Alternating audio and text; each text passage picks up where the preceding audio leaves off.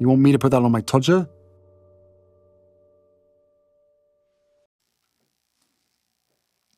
Dispute over the children. There can be differences of parenting style between two parents. Usually, however, they reach an accord as to how it is to be done, what the children are to eat, how discipline is to be meted out, what their interests should be, how they're brought up in terms of moral standards, politeness, manners, directing them towards certain pursuits, when bedtime takes place, what it is that they're going to eat and drink and so forth. There will be, sometimes, minor disputes about that. Should the child go to bed at 7 or be allowed to stay up a bit later? Is it okay for them to drink cordial, or is that deemed as inappropriate for their teeth? And those matters and others result in a discussion and compromise and consensus. The reason being that the two individuals concerned have the capability to see the other person's point of view. Throw a narcissist into the mix, however, and it becomes increasingly difficult because of those added ingredients of control and fuel, particularly where there is an unaware narcissist that doesn't know that they require those things and doesn't realise that those factors are shaping their decision-making. And of course, the non-narcissist parent doesn't realise that the behaviour and conduct of the other parent is being governed by narcissism. This means that the narcissist asserts certain demands and requirements over the children, and the non-narcissist parent may well see this as either too strict or too lax. An example, for instance, would involve Angelina Jolie, who I recently put under the Tudor scope. As part of that analysis, I explained to you that there was a clash with Brad Pitt with regard to the parenting of the children. He wanted them to have structure. She apparently let them do what they want. It was a chaotic and ill-disciplined place, according to one of the nannies that worked there. It's therefore no surprise for it to be reported that Harry and Harry's wife can't agree on how to bring up their children. They will both have views as to how that is to be done, and it may well be that they have differing styles based upon different cultural expectations. But the major problem arises in that with Harry's wife being a narcissist, her parenting involves the necessity of assertion of control over Harry, accept what I say with regard to the kids, and over the children, I must control you also. And therefore, devoid of emotional empathy, it isn't the case that her parenting comes from a place of warmth, emotional empathy, caring and compassion, although she thinks it does as a mid-range narcissist, but comes from a position of drawing fuel and asserting control over the relevant members of the family unit. Matt Wilkinson in The Sun reports, they've only been seen together in public 4 times in the past 8 months, and have been dogged by claims their marriage is on the rocks. And now, it seems while Prince Harry works on more solo projects and frets about his children's safety, Harry's wife wants to move back into public life, with Archie 4 and Lilibet 2 by her side. An insider said the couple have different ideas on parenting. Pausing there.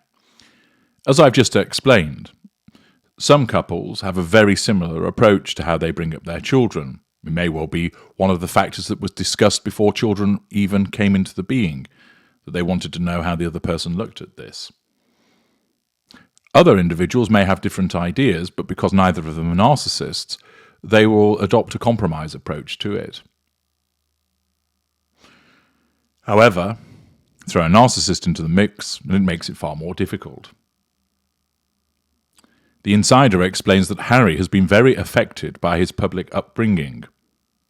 Archie and Lilibet are rarely seen beyond the family's £11 million Monty Shitshow mansion. Of course, there are a variety of reasons put forward as to why that might be, but that's not the purpose of this video. But while Harry, 38, has an obsession with security and privacy, Harry's wife wants to raise them openly in California. Now, pausing there, she hasn't shown much signs of wanting to do that so far because the children are very much hidden away. However, Remember, the narcissist can change their view, turning on a sixpence. That is part of the hypocritical and contrarian nature of the narcissist. The narcissist behaves a particular way on Monday and then behaves in a completely diametrically opposed on Tuesday and doesn't see that there's anything wrong with that. And therefore, it is entirely conceivable that Harry's wife may well adopt a shift in mentality to cause the children to be now raised openly.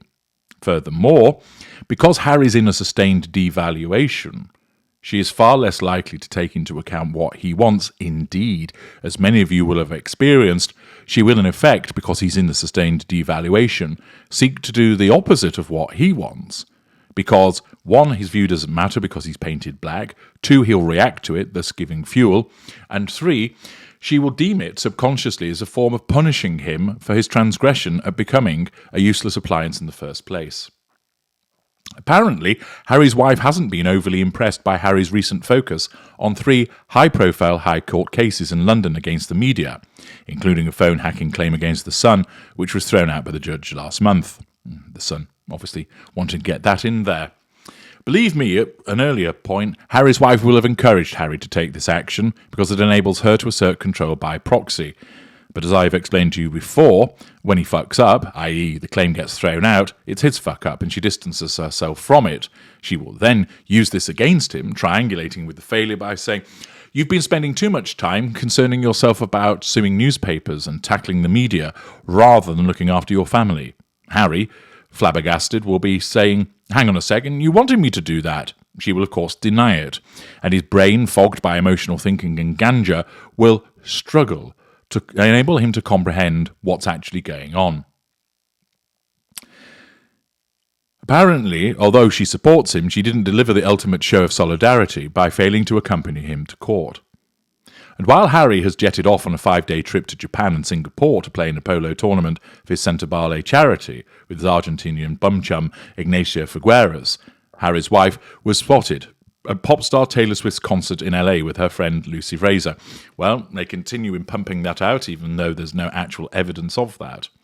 In fact, the rarity of the couple's joint appearances in public, just 4 times since the publication of Harry's controversial book Spare in January, has fueled rumours in the United States that they are struggling. Harry's wife would love to be done with all the legal stuff, but she's still supportive of him as she knows how important it is to him. But she is ready to move on. They have a beautiful life in California and new friends. Monty Shit Show is paradise. Harry is very outdoorsy. He loves it there. Rarely seen out in Monty Shit Show, Harry's wife recently visited a local flower market, and the couple marked her 42nd birthday this month with a restaurant visit. And she will join Harry next month in Dusseldorf, Germany, to support his project, the Invictus Games, and to then make it the Harry's Wife Games. A source said of Harry, "There is a difference in how he has grown up. He fears for his own children because of what he has gone through." That is evidencing his emotional empathy for his children. Harry has claimed he took his family to the United States to break the cycle of pain, words obviously that were put into his mouth by his handler, and feared seeing history repeating itself, claiming Harry's wife could end up like his mother, Diana, Princess of Wales, who died in a car crash in 1997. The couple also accused the royal family and the household of failing to support Harry's wife during her bout of suicidal thoughts after Archie's birth in 2019. And while Harry's projects are clearly defined, including the Invictus Games, eco-travel firm Travelist, and his job at mental health agency BetterUp, Harry's wife appears to be jobless since losing her £15 million Spotify deal. Without a UK home after they were evicted from Frogmore Cottage on the Windsor estate this year, and with no more commitments this side of the Atlantic, the couple are planning to put aside criticism and focus on California.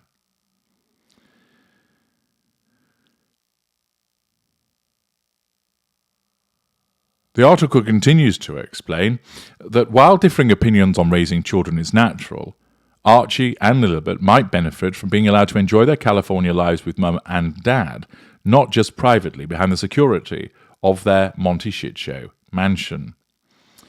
So a divergence of opinions with regard to how the children ought to be brought up. Hardly surprising, but it is important to understand what's actually behind that.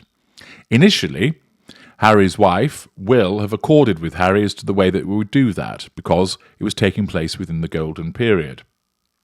However, now that he's in a sustained devaluation, the bringing up of the children is something that she can use against him to provoke him. She can triangulate him with the concept of how the children are brought up. He wants to protect them. He wants to ensure that they don't suffer in the way that he did. He wants to keep them hidden. Harry's wife now appears to be having a volte-face in that direction, and he's suggesting that things should be more open. She's not doing that because she cares about the children. She's not doing that because she's got emotional empathy for them. She's doing it essentially to control Harry by winding him up about the issue, something which is entirely common when it comes to parenting issues with a narcissist. It isn't a surprise that they can't agree on how to bring up their children, as a consequence of the fact that a narcissist uses the issue for the purpose of controlling those around her, principally the intimate partner primary source and the non-intimate secondary sources that are the children. I'm H.G. Tudor. Thank you for listening.